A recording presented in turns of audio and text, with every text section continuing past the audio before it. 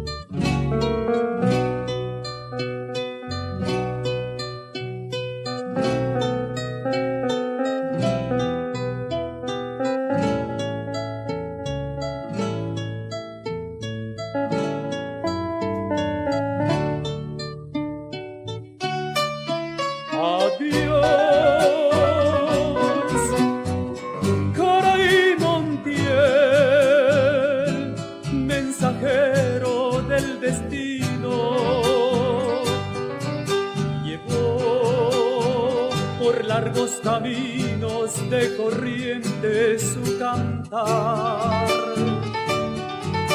seguro ya debe estar juntito a Cocomarola, recordando aquellas horas de bailante y chamamé, de bailante y chamamé.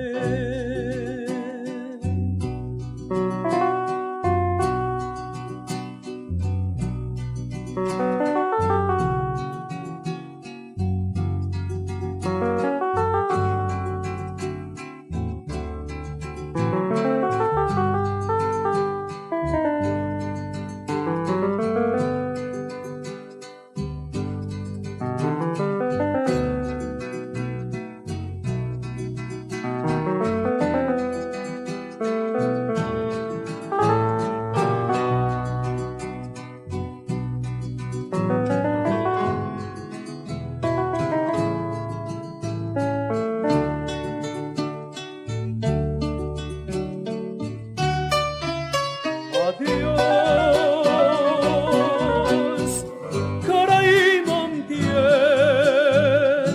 mensajero del destino. Llevó por largos caminos de corriente su cantar. Seguro ya debe estar juntito a Cocomarola, recordando aquellas horas de bailanta y chamamé,